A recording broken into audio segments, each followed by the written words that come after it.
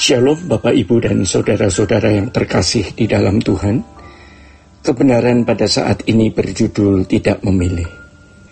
Saudara-saudara, kalimat selagi masih ada kesempatan bisa memiliki pengertian yang berbeda dari dua kelompok besar manusia yang memiliki perbedaan prinsip atau filosofi hidup.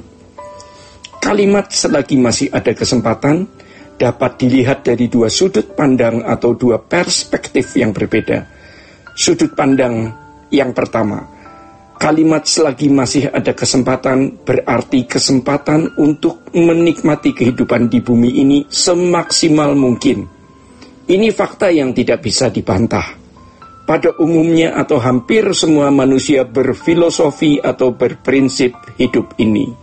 Sedangkan sudut pandang yang kedua dari kalimat selagi masih ada kesempatan artinya kesempatan untuk sepenuhnya mengabdi dan melayani Tuhan. Sepenuhnya mempersembahkan hidup bagi Tuhan. Pandangan kedua hanya diikuti oleh sedikit orang. Ironis, hampir semua manusia memiliki cara pandang yang salah, yaitu cara pandang yang pertama. Hal ini disinggung oleh Paulus di dalam 1 Korintus pasal 15 ayatnya yang ke-32 yang berbunyi sebagai berikut. Kalau hanya berdasarkan pertimbangan-pertimbangan manusia saja, aku telah berjuang melawan binatang buas di Efesus. Apakah gunanya hal itu bagiku? Jika orang mati tidak dibangkitkan, maka marilah kita makan dan minum, sebab besok kita mati. Ini merupakan filosofi hidup yang hampir dimiliki oleh semua manusia. Marilah kita makan dan minum, sebab besok kita mati.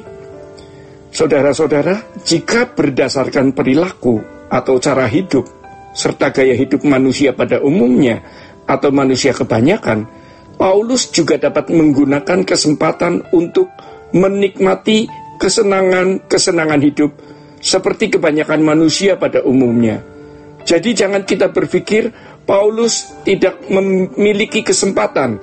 Ia ada di dalam ladang pelayanan pekerjaan Tuhan, tetapi kesempatan itu ada.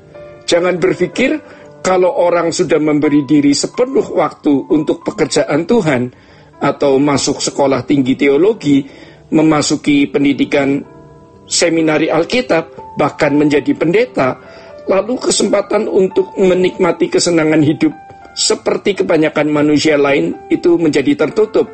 Tidak, ya. Jadi kalau dulu waktu masih muda ada lagu yang mengatakan membuang diri ke ladang Tuhan. Rasanya kalau sudah membuang diri ke ladang Tuhan, jauh dari dunia. Itu pikiran yang keliru. Sebab walaupun seseorang ada di ladang Tuhan, memberikan hidup sepenuh waktu, istilah yang kita sering dengan istilah full timer, itu bukan berarti menikmati kesenangan hidup seperti yang dinikmati manusia pada umumnya menjadi tertutup. Dalam pernyataan Paulus tadi hendak ditunjukkan bahwa ia juga memiliki kesempatan atau bisa menggunakan kesempatan untuk menikmati kehidupan seperti manusia pada umumnya. Tetapi Paulus memilih yang lain. Ia memilih yang berbeda. Itulah sebabnya di Filipi pasal 1 ayat yang ke-21 Paulus mengatakan, bagiku hidup adalah Kristus. Dan di 2 Korintus pasal 5 ayatnya yang ke-14 dan 15, kalau Yesus sudah mati untuk kita semua, begitu kesimpulannya, kita tidak lagi hidup untuk diri sendiri, tetapi untuk Dia. Di dalam 2 Timotius pasal 4 ayat 7-8, Paulus sudah menyelesaikan pertandingan akhir, darahnya pun ditumpahkan, rela dicurahkan untuk pengabdian pelayanannya bagi Tuhan. Ini adalah kehidupan standar sebagai pengikut Kristus atau sebagai orang percaya. Oleh karenanya, Paulus bisa mengatakan di dalam 2 Tesalonika pasal ketiga ayatnya yang ke-7-9, kami harus menjadi teladan. Di dalam ayat yang lain, ia mengatakan, ikutilah teladanku seperti aku ikut teladan Kristus.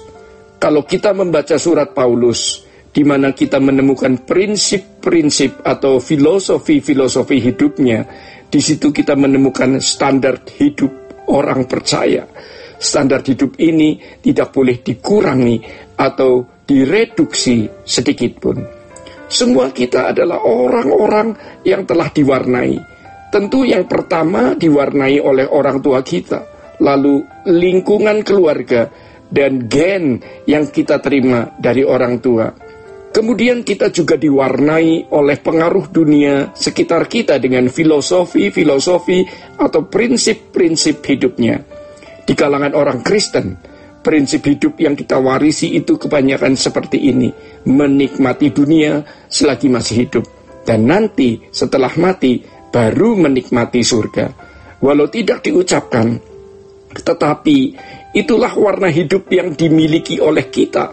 Walaupun seseorang telah menjadi pendeta, menjadi dosen sekolah tinggi teologi, filosofi hidup tersebut sudah mengakar di dalam jiwanya. Menikmati hidup seperti orang lain menikmati. Bedanya, sebagai orang Kristen plus, ya, ada pelayanan, dan nanti kalau mati menikmati surga. Prinsip ini seolah-olah benar, tetapi ini sangat menyesatkan. Maka sering kita mendengar orang berkata, kita masih hidup di dunia, jangan bicara surga, langit baru, bumi baru melulu.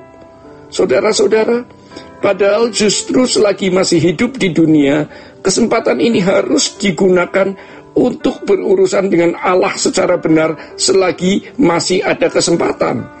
Kalau kita masih memberi peluang di mana kita berharap ada kesenangan hidup di bumi, berarti kita belum mengabdi dan melayani dengan benar. Justru ketika ada banyak godaan untuk menyimpang dari jalan Tuhan, justru ketika ada banyak kesempatan menikmati dunia, kita memilih Tuhan dan kerajaannya. Orang yang sekarang tidak memilih Tuhan dan kerajaannya sepenuhnya adalah orang yang tidak memilih Tuhan dan kerajaannya selamanya. Saudara-saudara, demikian kebenaran pada saat ini. Tuhan Yesus memberkati. Sola Gracia.